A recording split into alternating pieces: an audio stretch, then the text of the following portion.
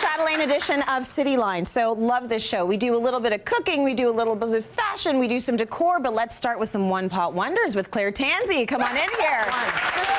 Just one. One pot. Because who wants to wash more than one pot? Really not me. You know what? You should actually make it in the one pot and then eat it from the pot. I am and then hip you to don't that. have to wash the dishes. And everybody just eats from the one spoon. The one ladle. Have we gone too far? Maybe. Just a little bit too far? Maybe just a little bit. A little bit too far. So let's start with the spinach. You're gonna do a spinach and feta pan pie. Yeah, so everybody probably is familiar with our old friend Spanakopita. Yeah. Spanakopita. Yeah. Well, whatever, however you want to pronounce it. However. Spinach and feta and some kind of lovely pastry situation.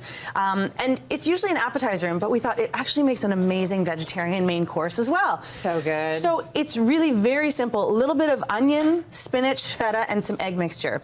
And that's it. That's it. Now, the key here, though, is that, well, see, now we use frozen spinach. That's okay. I know, I love frozen spinach. Yeah, I'm okay with that. As a matter of fact, we're always talking about the fact that when it's frozen at the height of its ripeness. So exactly. The nutrients are actually preserved in there. And have you ever taken a bag of spinach and you're like, oh, that'll certainly be enough for me? And it shrinks down to about 1.5 tablespoons? Exactly. So get yourself some bricks of frozen spinach. It's delicious.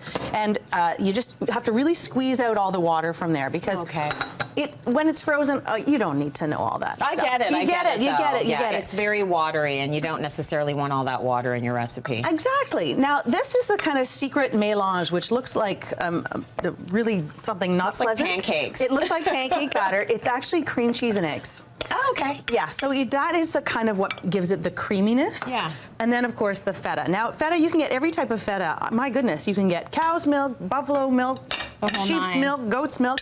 So you just use whatever you like. And then once you have that all, you want to just mix while I talk pastry. You know that special thing you put in that I said looked like pancake mix? Yeah. You don't care if that's a little chunky, right? No, gosh, no. It's going to be chunky. It's got cream cheese in it. Good. Yeah. No, I want you to. I wasn't judging or anything, but I was just noticing. Oh, you were judging. I was not at all. No, I like everything a little bit chunky because I'm lazy and I don't like to mix everything down to a fine. Exactly. thing. Now, the other little secret we're using here from the frozen section is frozen puff pastry, and you just thaw it, and then you see that it actually unrolls nicely, and it's already rolled out for you like this. Lovely. Now, we did find when we were testing this in the Chatelaine kitchen that it needs a lot of room for air to get out. Okay. Because it's kind of a dense, wet filling, also known as creamy and delicious, you need to pop some really rather big holes into the pastry before you plop it on. Okay. So you can, of course, use a knife, but we found that if you have a piping bag tip or anything that's about that big. Maybe you've got a tiny cookie cutter. Maybe there's something in your kid's Play-Doh set. Yes. Just saying. Clean it first, perhaps. Just a thought, although, you know, salty is good. So you do a couple of those. Who hasn't eaten Play-Doh? Come on, we all who hasn't done it? It's all over my rug in the basement. Oh, I ruined that one. Oh, that's fine. No, you're fired. You're absolutely fired. You can stay till the end of the show. Kitchen. Yes. Anyway, usually you thaw puff pastry in the fridge, so it's just a little bit easier to handle. Yeah, it's a little gooey. This is going to look terrible. Anyway, you just put that on top like that.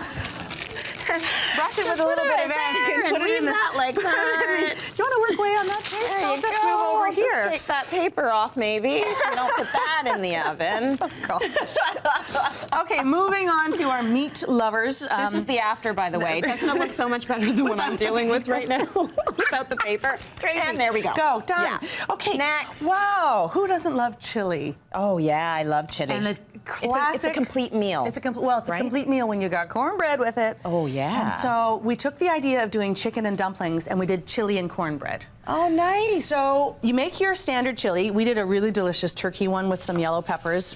Very, very straightforward, but you can really use whatever chili recipe you like. Okay. And once the beans go in, I'll get you to stir those in just kind of gently so you don't break up the beans too much. Okay.